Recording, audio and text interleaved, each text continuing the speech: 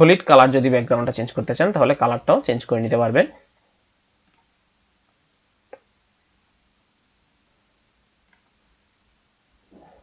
এভাবে আমরা ব্যাকগ্রাউন্ডের কালারগুলি চেঞ্জ করে ফরম্যাটিংটা চেঞ্জ করে নিতে পারবো।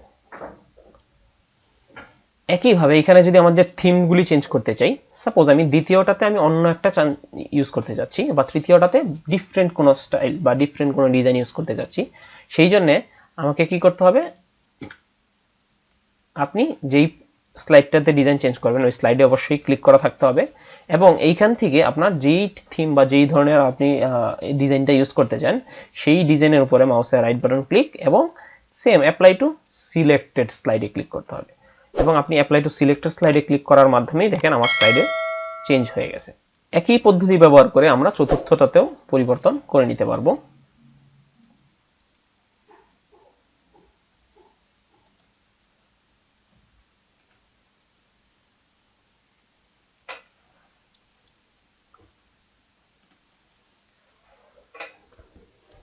এই পদ্ধতিগুলি ব্যবহার করে আমরা ডিজাইনের কাজগুলি করে নিতে পারবো। তবে আপনারা চাইলে আরো কিছু ডিজাইন ইন্টারনেট থেকে ব্রাউজ করে নিতে পারবেন, সেই জন্য অবশ্যই আপনাকে মাইক্রোসফটের অ্যাকাউন্ট থাকতে হবে। অ্যাকাউন্ট থাকাকালীন অবস্থায় আপনি কাজটা করে নিতে পারবেন, না হলে এই কাজটা করা কঠিন হয়ে পড়ে। আবার আপনি যেখানে ফরম্যাট ব্যাকগ্রাউন্ড বা এখানে ভেরিয়েন্টের মাধ্যমে যদি কোনো পরিবর্তন করে থাকেন সেটাকে আপনি যদি সেভ করতে চান তাহলে সেভ কারেন্ট থিমের মাধ্যমে সেভ করে নিতে পারবেন।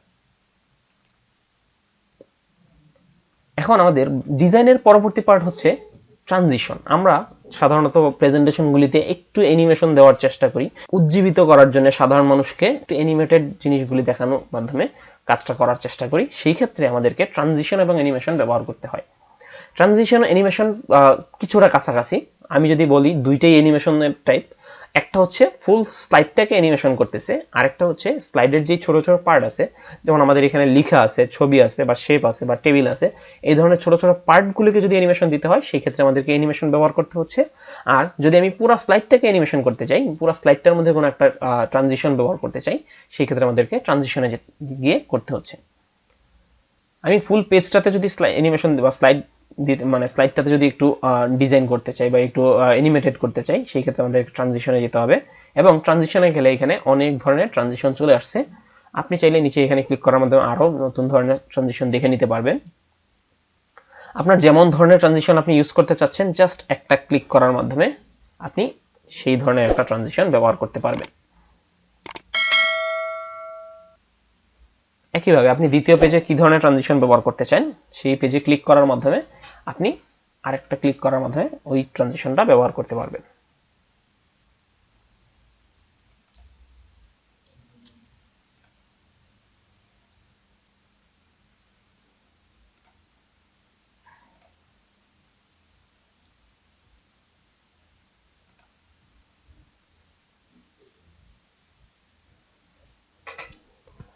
আমার 4টা পেজে ট্রানজিশন বা 4টা স্লাইডের মধ্যে ট্রানজিশন দেওয়া হয়ে গেছে।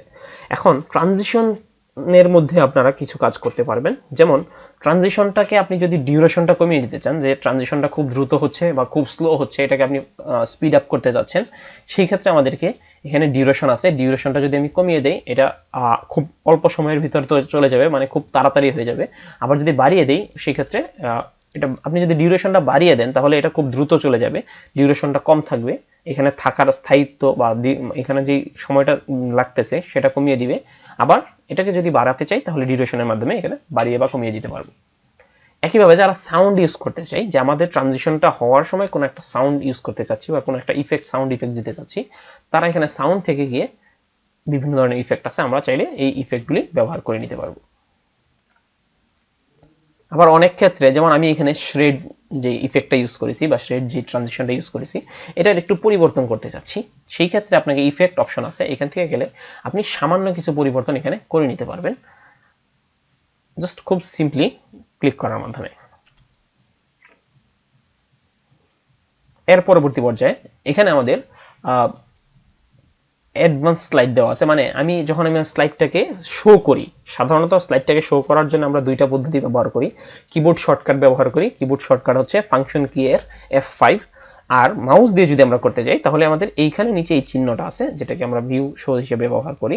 আমি যদি এটাতে ক্লিক করি তাহলে আমাদের ফুল স্লাইডটা এখানে ভিউ হয়ে যাচ্ছে। দেখেন এই যে আমাদের এখন ভিউ হওয়ার পরে প্রথম পেজটা চলে আসছে, কিন্তু অটোমেটিক্যালি কিন্তু সে সেকেন্ড পেজে যাচ্ছে না, প্রথম পেজে এসে আটকে আছে।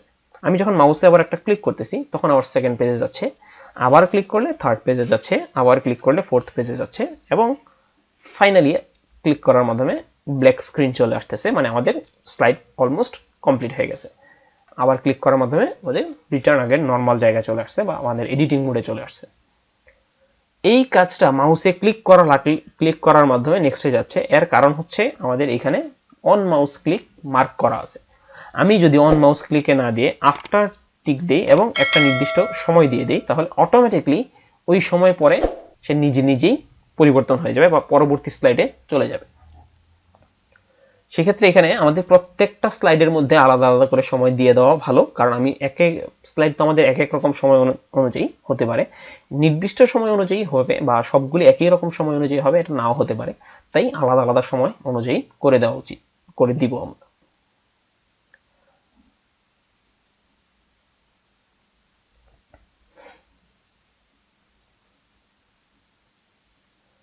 এর পরের পার্ট হচ্ছে আমাদের অ্যানিমেশন। আমি আগেই বলেছিলাম ট্রানজিশন হচ্ছে আমাদের ফুল পেজের জন্য কাজ করতেছে, আর অ্যানিমেশন হচ্ছে আমাদের পার্ট বাই পার্ট। যেমন আমাদের পেজের পরে আমাদের যে ওয়েলকাম টু প্রেজেন্টেশন লেখাটা আছে, এইটা আমি অ্যানিমেশন দিতে যাচ্ছি, তাই এটাতে ক্লিক করব এবং অ্যানিমেশন লেখাতে ক্লিক করার মাধ্যমে এখানে বিভিন্ন ধরনের অ্যানিমেশন চলে আসছে, ট্রানজিশনের মতোই কিছুটা। আমরা চাইলে এখান থেকে অনেকগুলি অ্যানিমেশন আছে, আমি যেমন ধরনের অ্যানিমেশনটা ক্লিক করতে চাই সেই অ্যানিমেশনে একটা ক্লিক করার মাধ্যমে আমি এখানে দেখেন আমাদের অ্যানিমেশনটা এই লেখাটাতে হয়ে যাচ্ছে, এবং নিজের ইচ্ছা মতন ক্লিক করার মাধ্যমে করতে পারি। এখানে ইফেক্টের যদি কোনো পরিবর্তন করতে চাই সেই ক্ষেত্রে করা যাবে। অ্যানিমেশনের মধ্যে যদি আমি কোনো অ্যাড করতে চাই, একই অ্যানিমেশনের মধ্যে যদি আরো সেকেন্ড আরেকটা ইউজ করতে চাই বা অন্য কোনো ইউজ করতে চাই সেক্ষেত্রে ইউজ করা যাবে। অ্যানিমেশনটাকেও আমি ডিউরেশন কতক্ষণ রাখবো, অ্যানিমেশনটা স্টার্ট হবে কিভাবে, অন ক্লিক নাকি আগের যে পেজ আসতেছে ওইটার সাথে চলে আসবে বা ওইটার পরে আসবে, এটা এখান থেকে উল্লেখ করে দিতে পারবো। আমি যদি আফটার প্রিভিয়াস দিই তাহলে আমাদের পেজ আসবে এবং এরপরে এটা অটোমেটিকলি আসবে। যেমন আমরা এটা ভিউ করার জন্য আবার ভিউতে ক্লিক করি, দেখেন আমাদের প্রথমত পেজটা আসতেছে, এরপরে আমাদের লেখাটা চলে আসছে। যেহেতু আমার সময় দেওয়া ছিল কিছুক্ষণ পরে অটোমেটিকলি সেকেন্ড পেজটা চলে আসছে, বাট এখানে যেহেতু সেকেন্ডটাতে আমি আলাদা করে সময় দেই নাই, তাই সেকেন্ড পেজটা এখানে স্টিল আটকে আছে। এখান থেকে ব্যাকে যাওয়ার জন্য ইএসসি বাটন বা কিবোর্ডের যে এসকেপ বাটন আছে সেটা ব্যবহার করতে পারেন। এভাবে আমরা চাইলে প্রত্যেকটা পেজে আলাদা আলাদা করে অ্যানিমেশন বা আলাদা আলাদা অ্যানিমেশন অ্যাড করে নিতে পারবো প্রত্যেকটা অপশন। সেটা আমাদের টেবিল হতে পারে, শেপ হতে পারে, ছবি হতে পারে বা যে কোনো কিছুই হতে পারে।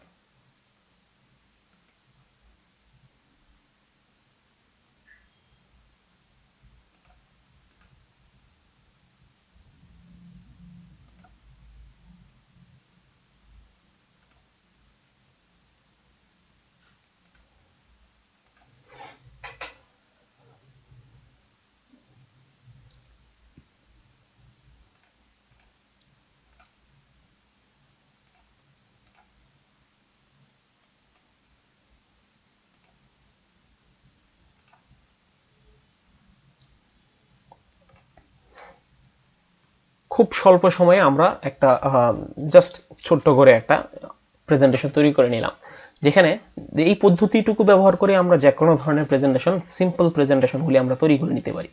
আমি 4 পেজের জাস্ট এমনিতে একটা করে দেখানোর জন্য করা হলো। আমি সিলেক্ট করে যদি আমি এখন প্রেজেন্টেশনটা দেখি আমাদের কেমন হয়েছে, জাস্ট একটু ওয়েট করি, দেখেন আমাদের চলে আসতেছে।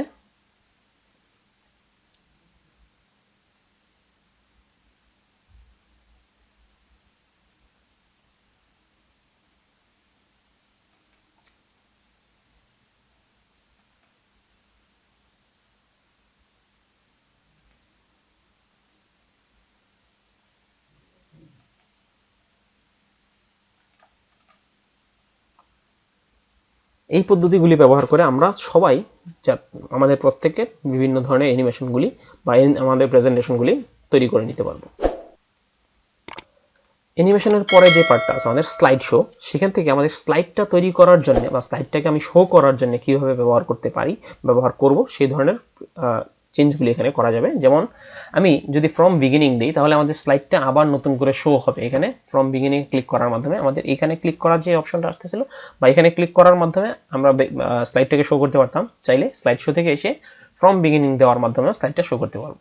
আবার আমি যেই পেজে আছি, সাপোজ আমি এখন 3 নাম্বার পেজে আছি, আমি চাচ্ছি এইখান থেকেই স্লাইডটা শুরু হোক, তাহলে আমাদের ফ্রম কারেন্ট স্লাইডে ক্লিক করার মাধ্যমে এই জায়গা থেকেই শুরু হবে। আবার আমরা যদি চাই মাঝখান থেকে কোনো একটা স্লাইড বাদ দিয়ে করব, সেই ক্ষেত্রে আমরা কাস্টম স্লাইড শো দিয়ে কাস্টম শো থেকে আমি কোন কোনগুলি দিতে চাই সেগুলি অ্যাড করার মাধ্যমে করে নিতে পারবো। যেমন আমাদের এখানে 4টা পেজ আছে, আমি যদি চাই 1 3 4, তাহলে এইগুলি অ্যাড করে দিব এবং ওকে দেওয়ার মাধ্যমে এইটাকে শো করতে চাইলে আমি শোতে ক্লিক করলে শুধুমাত্র 1 3 4 চলে আসবে, মাঝখান থেকে 2 নাম্বার পেজটা আসবে না।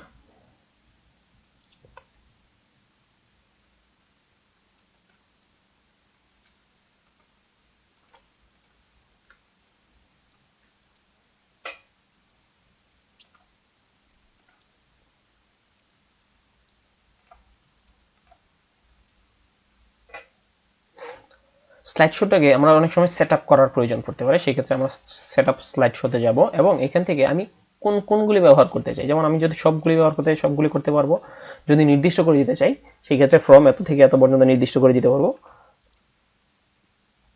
এরপর আছে এখানে আমাদের এই কাজগুলি আসলে মূলত মেইনলি দরকার হয়, এর চেয়ে বেশিগুলি খুব বেশি প্রয়োজন হবে না। এখন আপনি যদি ফুল স্ক্রিনে ব্যবহার না করে আপনি উইন্ডোজ যতটুকু আছে আমাদের স্ক্রিন যেমন আছে সেটার সাথে ফিল করে দিতে পারেন, তাইলে এখানে উইন্ডোজ চুজ করে দিবেন। আবার এখানে আরেকটা অপশন আছে যেখানে হচ্ছে ব্রাউজ এট এ কিওস্ক ফুল স্ক্রিন, বা এটা আমাদের ফুল স্ক্রিন আকারে আসবে। সেটা হচ্ছে আমাদের যদি আমাদের স্ক্রিনটা যদি ওয়াইড মানে পাশাপাশি না হয়ে একটু স্কোয়ার টাইপের হয়, সেই ক্ষেত্রে আমাদের স্কোয়ার অনুযায়ী চলে আসবে, এই ধরনেরটা বোঝানো হয়। আমরা স্লাইড শোকে অনেক সময় ভিডিও আকারে সেভ করতে চাই। যদি আমরা স্লাইড শোটাকে ভিডিও আকারে সেভ করতে চাই তাহলে আমাদেরকে সেভ করতে হবে, এবং প্রেজেন্টেশন আকারে অনেক সময় আমরা যখন আমাদের কমপ্লিট হয়ে যাবে, সেটা শুধু আমি চাচ্ছি যে এখানে যাব, এখানে গিয়ে ডাবল ক্লিক করার মাধ্যমে অটোমেটিকলি ভিডিওর মতন চালু হয়ে যাবে এবং আমাদের স্লাইড শো আকারেই কাজ করবে। যেমন আমাদের নেক্সটে যাওয়ার জন্য যেখানে ক্লিক করা দরকার আমরা সেখানে মাউস ক্লিকের জন্য অপেক্ষা করবে, তবে এটা পাওয়ার পয়েন্টের পেজ হিসেবে চালু হবে না, সেটা আলাদা একটা সম্পূর্ণ ডিফারেন্ট ফাইল হিসেবে চালু হবে। সেই ক্ষেত্রে আমাদেরকে কি করতে হবে, ফাইলে যেতে হবে এবং ফাইল থেকে সেভ অ্যাজ, যেহেতু নতুন করে সেভ করব, অথবা সেভ দিলে হবে। সেই ক্ষেত্রে কোথায় সেভ করতে চাই সেটা উল্লেখ করে দিব, যেমন আমি ডেস্কটপে সেভ করতে চাচ্ছি তাই ডেস্কটপে ক্লিক করলাম এবং এই যে সেভ অ্যাজ টাইপ এই অপশন থেকে গিয়ে আমাদের চেঞ্জ করে দিতে হবে। যদি আমরা সেভ অ্যাজ টাইপ থেকে গিয়ে যদি ভিডিও হিসেবে সেভ দিতে চাই তাহলে আমাদেরকে দিতে হবে MP4 বা MP4। আমরা যদি এটাকে সরাসরি প্রেজেন্টেশনের শো করার জন্য শুধু ব্যবহার করতে চাই, সেই ক্ষেত্রে এখান থেকে আমরা পাওয়ার পয়েন্ট শো নামে বা পাওয়ার পয়েন্ট শো উল্লেখ করে দিব। তাহলে আমাদের পাওয়ার পয়েন্ট শো উল্লেখ করে দিলে এখানে দেখেন আমি ডেস্কটপে পাওয়ার পয়েন্ট শো হিসেবে দিয়ে দিয়েছি এবং এটা দেখবেন পাওয়ার পয়েন্ট একটা জাস্ট সিম্পলি একটা ফাইল হিসেবে চলে আসবে।